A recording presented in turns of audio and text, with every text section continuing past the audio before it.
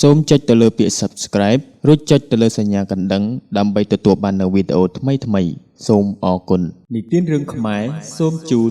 រឿងកូនក្រមុំបីសាច់ភាគទី2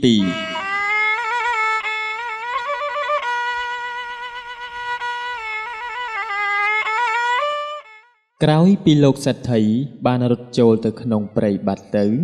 លោកសេដ្ឋីក៏បានជួបនឹងព្រះមនីឥសី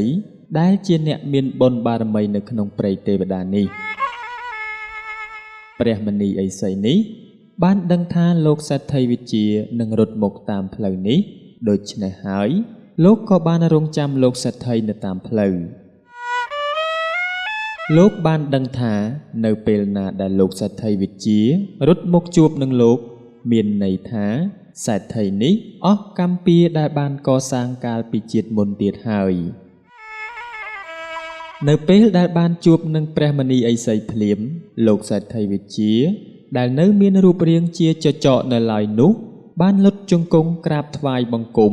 ហើយសូមឲ្យព្រះមនីឥសីជួយគាត់ឲ្យបានចាកចេញពីរូបរាងបិសាចនេះផងព្រះមនីឥសីបានយកឈើច្រត់របស់ខ្លួនវាយទៅលើក្បាលលោកសេដ្ឋីវិជាតិចចំនួន3ដងធ្វើឲ្យបិសាចដែលមានក្បាលចចកខ្លួនជាពស់នោះមានក្តីក្តៅក្រហល់ក្រហាយហើយអស់រិទ្ធក៏សុំចោះចាញ់ព្រះមនីឥសីនឹងបានចាកចេញពីខ្លួនប្រាណរបស់លោកសេដ្ឋីវិជាហើយសម្រេចចិត្តសុំសិលជាមួយនឹងព្រះមនីឥសីនៅក្នុងគ្រានោះដើម្បីឲ្យអស់កម្មពៀវេរាដែលខ្លួនបានសាងកាលពីជាតិកន្លងទៅនោះហេតុនេះហើយព្រះមនីឥសីបានជប់បិសាចនេះឲ្យទៅជាមនុស្សហើយដាក់ឈ្មោះឲ្យគេថានាយជប់និងបានបង្គាប់ឲ្យគេធ្វើជាអ្នកបម្រើការពារលោកសេដ្ឋីវិជាដើម្បីសងកម្មពៀដែលគេបានសាងចំពោះលោកសេដ្ឋីវិជានៅក្នុងជាតិនេះចាប់តាំងពីពេលនោះមកអ្នកទាំងពីរអ្នកនេះបានរស់នៅនិងតាំងសិលនៅក្នុងព្រៃជាមួយនឹងព្រះមនីឥសីនៅក្នុងអាស្រមឥសីរហូតអស់កម្មពៀរៀងៗខ្លួនចំណែកឯនៅក្នុងភូមិគ្រឹះសេដ្ឋីនេះវិញកុមាររាជបានប្រកាសរកអ្នកភូមិណាដែលហ៊ានចូលទៅក្នុងព្រៃដើម្បីស្វែងរកសេដ្ឋីវិជាដែលបានបាត់ខ្លួននៅក្នុងព្រៃកាលពីថ្ងៃនោះក៏ប៉ុន្តែពុំមានអ្នកណាហ៊ានចូលទៅព្រៃនោះឡើយព្រោះអ្នកដែលចូលទៅកម្រចេញមកវិញបានណាស់ដោយសារតែមនុស្សគ្រប់គ្នាសុទ្ធតែមានបាបហើយបើសិនជាបាបនោះតិចពួកគេអាចនឹងជួបខ្មោចព្រៃលងតែបើសិនជាពួកគេបានសាងបាបកម្មច្រើនឲ្យតែចូលទៅព្រៃនោះហើយបើមិនជួបនឹងបិសាចអាបធ្មប់ទេក៏ត្រូវคล้ายខ្លួនជាពពួកនោះដែរឬក៏អាចបាត់បង់អាយុជីវិតតែម្ដងក៏ថាបានបើទោះបីជាយ៉ាងណាក៏ដោយកុមាររាជនិងគិរីរតនានៅតែចាត់ឲ្យអ្នកបម្រើនៅក្នុងភូមិគ្រឹះរបស់ខ្លួនប្រកាសស្វែងរកអ្នកដែលហ៊ានចូលទៅព្រៃនោះជារៀងរាល់ថ្ងៃដោយពួកគេបានប្រគល់រង្វាន់ជាច្រើនដល់អ្នកដែលហ៊ានចូលទៅទោះបីជាមានមនុស្សស្ម័គ្រចិត្តទៅយ៉ាងណាក៏ដោយឬអ្នកដែលចូលទៅហើយមានសមត្ថភាពអាចចេញមកវិញក៏ដោយក៏ពុំមានអ្នកណាម្នាក់ប្រទះភ្នែកឃើញលោកសេដ្ឋីវិជានោះឡើយហើយអ្នកដែលចេញមកបានសុទ្ធតែនិយាយដូចគ្នាថាពួកគេមិនបានប្រទះឃើញទេវតាឬបិសាចអ្វីនោះឡើយក្រៅតែពីសត្វព្រៃធម្មតាឬពេលខ្លះជួបនឹងខ្មោចព្រៃលងបន្តិចបន្តួចតែប៉ុណ្ណោះហេតុតែពួកគេជាមនុស្សសាមញ្ញមានបាបតិចតួចតើធ្វើម៉េចនឹងមើលឃើញរបស់អស់ទាំងនោះទៅដូច្នេះហើយនៅក្នុងព្រៃនេះតលតែមនុស្សមានបុណ្យឬអ្នកមានបាបខ្លាំងទើបមាននិស្ស័យជួបជាមួយនឹងពពួកទេវតាឬពពួកបិសាចនៅក្នុងព្រៃនេះឥឡូវយើងមកនិទានអំពីជីវិតលោកសេដ្ឋីហិង្សាដែលត្រូវបានពូស្មោះដែលជាអ្នកបម្រើរបស់ខ្លួនច្រានទម្លាក់ចូលទៅក្នុងជ្រោះនោះវិញដោយមិនទាន់អស់កម្មពៀដែលខ្លួនបានកសាងយ៉ាងសាហាវព្រៃផ្សៃនោះមកសេដ្ឋីនេះក៏មិនស្លាប់ដោយងាយនោះឡើយលោកសេដ្ឋីនេះបានវង្វេងនៅក្នុងព្រៃនេះហើយព្យាយាមដើររកផ្លូវចេញដោយគេបានដើរកាត់ពីតំបន់មួយទៅតំបន់មួយទៀតកាត់ពីជ្រលងភ្នំមួយទៅជ្រលងភ្នំមួយទៀតអស់រយៈពេលជាច្រើនថ្ងៃក៏ប៉ុន្តែមិនអាចរកឃើញផ្លូវចេញពីព្រៃនេះនោះឡើយ ក្រោយពីដើរអស់រយៈពេលយ៉ាងយូរមកសេដ្ឋីនេះក៏មានការហេវហត់អស់កម្លាំងជាខ្លាំងហើយក៏ឈប់សម្រាកនៅក្រោមដើមឈើធំមួយដែលដើមឈើនេះមានផ្លែឈើដុះពាសពេញធ្លាក់មេឃសំយ៉ុងចុះមកក្រោមយ៉ាងច្រើនដោយសេចក្តីស្រេកឃ្លានជាពន់ពេកសេដ្ឋីនេះក៏មិនបង្អង់យូរនោះឡើយក៏បានលើកដៃទៅបេះផ្លែឈើព្រៃនោះមួយផ្លែយកមកបរិភោគគ្រាន់តែខាំបានមួយម៉ាត់ភ្លាមក៏មានយាយចាស់ម្នាក់លេចចេញនៅនឹងមុខរបស់លោកសេដ្ឋីដោយមានសម្លៀកបំពាក់ពណ៌ខ្មៅមានសក់សំពងច្រមុះស្រួចនិងមានភ្នែករូងខ្មៅធំធំហើយនិយាយទៅកាន់សេដ្ឋីហិង្សាថាឯងមកពីណាជាអ្នកណាបានជាប្រហើនហ៊ានបេះផ្លែឈើដែលយើងដាំមកជាច្រើនឆ្នាំផងយើសម្បត្តិអញជាសេដ្ឋីចង់បេះឆៃរបស់អ្នកណាអញមិនចាំបាច់ប្រាប់នោះឡើយប្រហើនអញជាធ្មប់ដែលខ្លាំងជាងគេនៅក្នុងព្រៃនេះហើយអញក៏ជាមេនៃបព្វពួកបិសាចដែលនៅក្នុងព្រៃនេះដែរឯងឆៃរបស់អញហើយឯងត្រូវតែធ្វើជាបរិវាររបស់អញគ្រាន់តែឮថាយាយចាស់នេះជាមេធ្មប់ភ្លាមសេដ្ឋីហិង្សាមានការភ័យខ្លាចជាខ្លាំងហើយបន្តិចក្រោយមករោមដៃនិងរោមជើងរបស់លោកសេដ្ឋីនេះក៏ចាប់ផ្ដើមដុះវែងឡើងរីឯផ្ទៃមុខក៏ប្រែខុសពីធម្មតាសេដ្ឋីហិង្សានៅក្នុងគ្រានេះបាននឹងកំពុងប្រែคล้ายខ្លួនទៅជាសត្វស្វាដ៏ធំមួយក្បាលហើយក៏ជាបរិវាររបស់យាយធ្មប់នោះចាប់តាំងពីពេលនោះតទៅនិទានអំពីស្ដេចពស់នាគរាជមួយក្បាលដែលរសេះរសល់រស់នៅក្នុងរូងមិនសុខនោះឡើយក៏បានចេញមកក្រៅដើម្បីស្វែងរកហេតុភេទដែលធ្វើឲ្យខ្លួននៅមិនសុខស្ដេចពស់នេះរស់នៅក្នុងរូងនេះអស់រយៈពេលជាច្រើនឆ្នាំមកហើយកម្រចេញមកក្រៅណាស់ដោយពេលវេលាមកដល់ស្ដេចពស់នាគរាជនេះក៏បានវាចេញពីរូងភ្នំមកក្រៅជួនជាចៃដន្យយាយធ្មប់កំណាចកំពុងតែដើររកចាប់សត្វព្រៃដើម្បីយកមកធ្វើជាអាហារហើយក៏បានឃើញស្ដេចពស់នាគរាជនេះ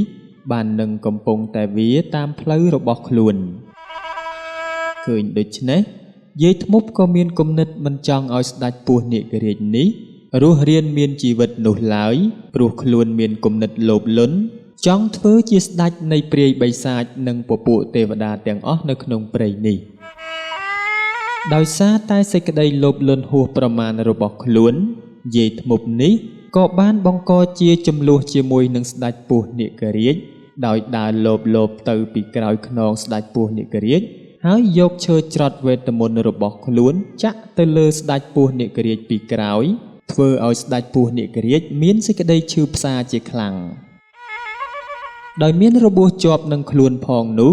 ស្ដេចពស់នាគរាជក៏បានខំប្រឹងវាយ៉ាងលឿនដើម្បីរត់ឲ្យផុតពីការតាមសម្លាប់របស់យាយធ្មប់កំណាចដែលជាមេបិសាចនៅក្នុងព្រៃនេះស្ដេចពស់នេះបានរត់ចេញពីតំបន់ដែលខ្លួនរស់នៅហើយវាកាត់ពីតំបន់មួយទៅតំបន់មួយទៀតរហូតដល់អាស្រមព្រះមនីឥសីហើយបានប្រាប់រឿងរ៉ាវទាំងអស់ទៅដល់ព្រះមនីឥសីព្រះមនីឥសីបានស្ដាប់ដឹងរឿងរ៉ាវរបស់ស្ដេចពស់នាគរាជទាំងអស់ហើយក៏បាននិយាយឡើងថាឥឡូវនេះនិស្ស័យចិត្តមកដល់ហើយយើងទាំងអស់គ្នានៅទីនេះនឹងរងចាំតែមនុស្សម្នាក់ទៀតតែប៉ុណ្ណោះចាប់តាំងពីពេលនោះមកស្ដេចពស់នាគរាជក៏បានស្នាក់នៅជាមួយនឹងព្រះមនីឥសីហើយបានសម្រាកព្យាបាលរបួសនិងរងចាំមនុស្សម្នាក់ទៀតដែលព្រះមនីឥសីបាននឹងកំពុងតែរងចាំដែរពេលនេះយើងត្រឡប់មកនិយាយអំពីអ្នកដែលរស់នៅក្នុងភូមិវិញម្ដងទោះបីជាចាត់មនុស្សឲ្យដើររកក្នុងព្រៃទេវតាអស់រយៈពេលយ៉ាងយូរយ៉ាងណាក៏ដោយក៏ពួកគេនៅមិនអាចរកឃើញលោកសេដ្ឋីវិជ្ជានោះទេហេតុនេះហើយកុមាររាជនិងគិរីរតនាបានយល់ឃើញថាមានតែពួកគេទាំងពីរនាក់ទេទើបអាចមាននិស្ស័យជួបជាមួយនឹងពពួកទេវតានិងបិសាចផ្សេងទៀតនៅក្នុងព្រៃនោះដូច្នេះហើយពួកគេទាំងពីរនាក់ក៏សម្រេចចិត្តចាកចេញពីភូមិគ្រឹះសេដ្ឋីម្ដងទៀតដើម្បីចូលទៅស្វែងរកលោកសេដ្ឋីវិជ្ជាដែលជាឪពុករបស់ខ្លួននៅក្នុងព្រៃទេវតានោះ មិនបងអង្គយូរពួកគេក៏បានធ្វើដំណើរចេញពីភូមិគ្រឹះហើយចូលទៅក្នុងព្រៃនោះកាត់ពីកន្លែងមួយទៅកន្លែងមួយទៀតពួកគេបានទៅមើលនៅខ្ទមឫស្សីនោះបន្ទាប់មកក៏បន្តដំណើរចូលទៅព្រៃកាន់តែជ្រៅទៅដោយនិស្ស័យពួកគេក៏បានទៅដល់អាស្រមរបស់ព្រះមនីឥសីហើយបានឃើញលោកសេដ្ឋីវិជា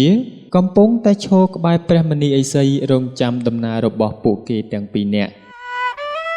ឃើញដូច្នេះគិរីរតនាក៏បានរត់ទៅអោបឪពុករបស់ខ្លួនដោយសេចក្តីនឹករលឹកជាទីបំផុតទឹកភ្នែករបស់អ្នកទាំងពីរក៏ចាប់ផ្ដើមហូរស្រក់ចុះមកក្រោមដោយសេចក្តីរំភើបនិងនិស្ស័យដែលធ្វើឲ្យពួកគេបានជួបគ្នាវិញ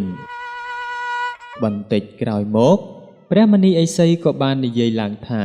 ទេវតានៃសេចក្តីស្លាប់របស់ពួកបិសាចនៅក្នុងព្រៃនេះបានមកដល់ហើយសូមស្ដេចនាគរាជនាំកុមាររាជដើម្បីទៅកម្ចាត់ធ្មប់កំណាចដែលមានបំណងចង់គ្រប់គ្រងដែនព្រៃនេះចុះកុមាររាជចូលចៅចាំថានៅពេលដែលចៅជួបនឹងបិសាចនានាចៅមានកងចក្រនៅនឹងបាតដៃដែលកងចក្រនេះអាចត្រឹមការពារខ្លួនចៅតែប៉ុណ្ណោះបើចៅចង់ប្រើវាដើម្បីសម្លាប់បិសាចផ្សេង